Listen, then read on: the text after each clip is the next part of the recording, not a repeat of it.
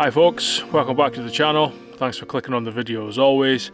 I'm out in my local forest again near to Loch Ness, and we're going to have a bit of a luxury overnighter tonight because we'll be using the Hammock hot tent. The tent I'm using for this trip is the Rock Domus from One Tigris. I think this is only the fourth time that I've used it since I got it. Second time with the hammock in it. But the tent is huge, loads of space inside. That's kind of why I haven't used it that much, because it's kind of too big for one person. Yes, you need lots of room when you have the hammock suspended inside, but if you're not planning to use the hammock, then it's just a really big space for one person. I have a faff to put it up as well. There's lots of tie-out points. I've never managed to get it perfectly taut. There's always one corner that's not quite right. But I've got it suspended from a ridge line as well. You can use poles, but you have to buy them extra, so I've never used it with poles. The ridge line's fine, because even though it's big, it's actually quite a light tent. It's just a modified tarp, really. Got everything set up inside pretty much. I'm using the usual wood stove from Pomole.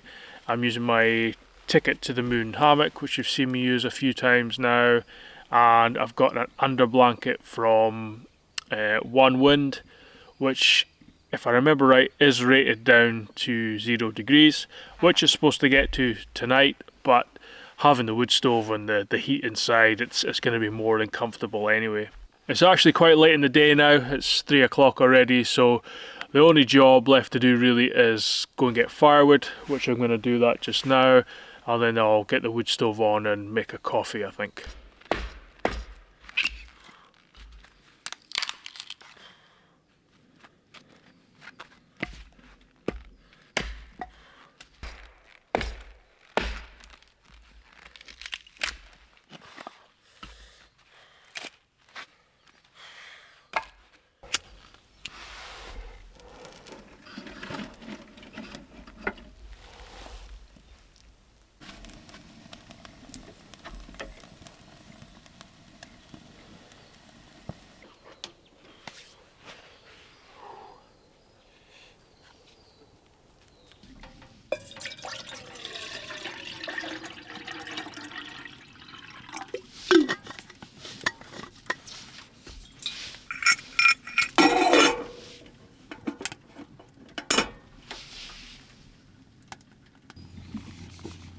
Oh, that's good. The stove's absolutely roaring now. Got a coffee. I think I've got all my firewood and all the chores are done, so it's quite nice to sit down. Tonight I'm gonna have haggis, Neeps and Tatties. Quite a traditional Scottish meal.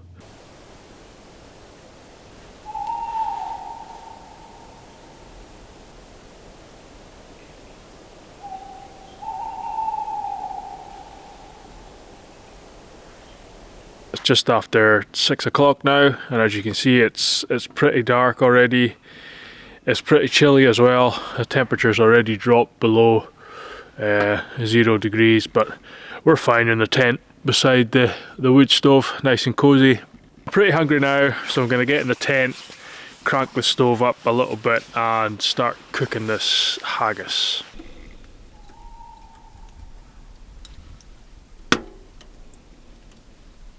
Right, so as I said earlier, I'm going to have haggis, neeps and tatties for dinner.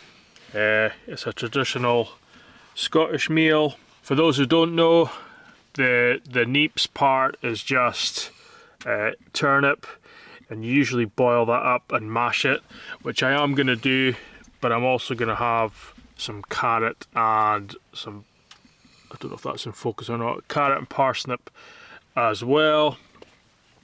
And then the tatties is an obvious one.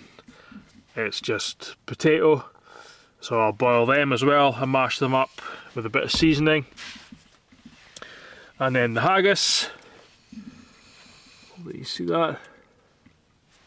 So for those who don't know, haggis is a small animal native to Scotland.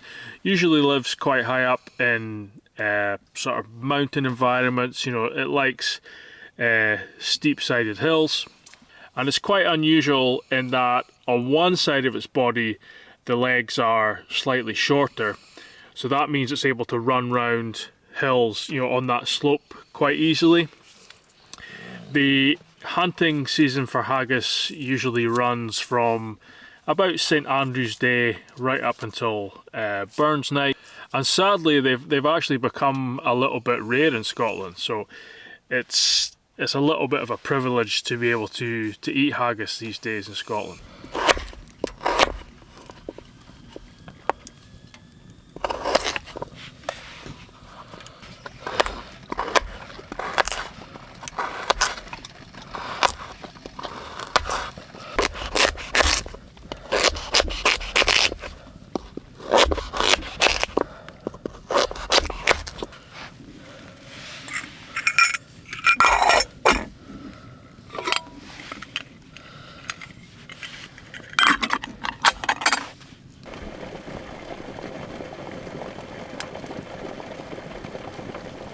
The potatoes and the other veg have been boiling for, I suppose, almost an hour. They're good to go.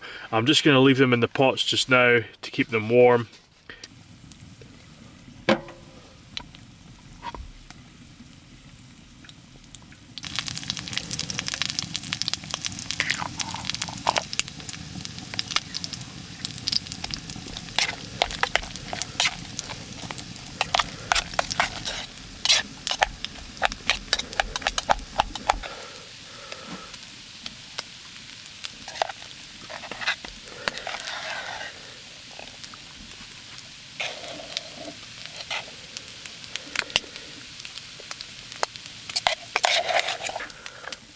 Oh, it smells so good. Now, someone did make the comment that I should have a whiskey sauce with this, which is a traditional thing to have, but it was a bit too fancy for me. So, although I've definitely got some whiskey with me. Haggis, Neeps and Tatties.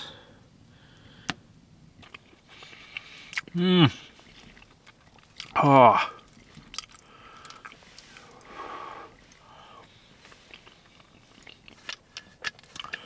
Lafroig again tonight. Lafroig's probably my favourite. Not that I'm a whiskey expert or anything, but of the ones I have had, it definitely comes out on top.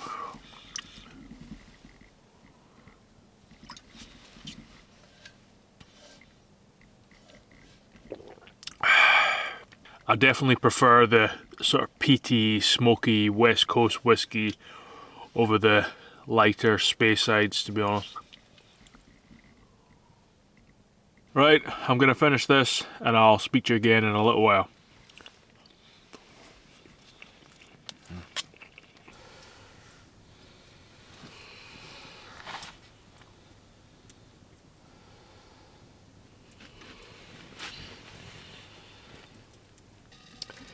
Well, dinner was pretty good. I had enough for 2 rounds in the end, so I'm feeling pretty stuffed now, to be honest. Finished the whiskey, and then we've just been chilling out by the wood stove. It's so still outside. There's not a breath of wind at all, which is nice because it doesn't happen often. But yeah, just very peaceful and relaxing in here. But it's coming up for 11:30 now, so I probably won't leave it too much longer before I get in the hammock, and I will see you in the morning. Come on. Go on in. Up. Good boy. Good boy. Good boy. Yeah. Good boy. Good boy.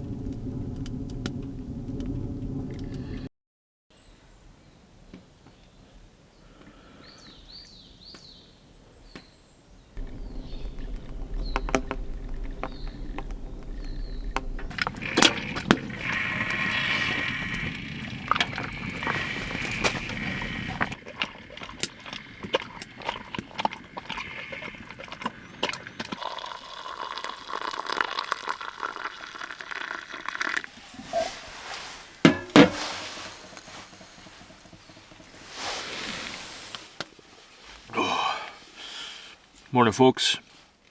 Quite a chilly, damp morning. It's hovering around 0 degrees, but there's a really thick mist, so it's like that damp cold that sort of gets into your bones. But slept okay last night.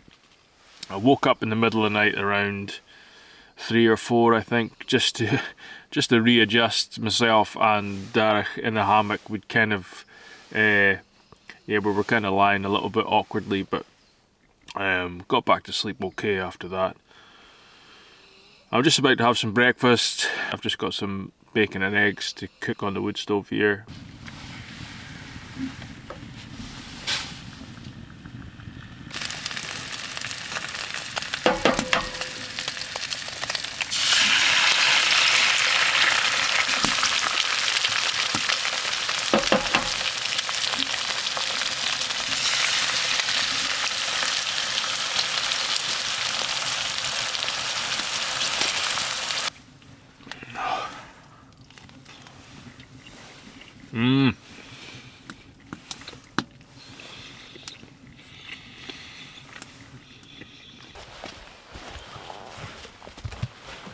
Oh, what you got?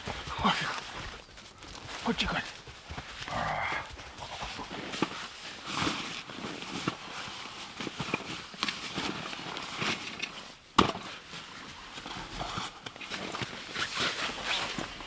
Right guys, that's me all packed up and ready to head out. Hopefully you enjoyed this little hammock hot tent trip. It's quite hard to say actually. Hammock hot tent trip. I know some of you might be getting a little bored of seeing me at this same location. I'm getting a bit bored of it myself, to be honest. But hopefully as the days are getting longer and we head into spring, I'll be able to get to some more interesting and hopefully some new locations. But yeah, I'm going to get going just now. It's Scotland, Ireland this afternoon in the Six Nations, so I want to get back home for that. As always, if you want to stick around for Forest Thoughts, please do. But if not, I will hopefully see you on the next one.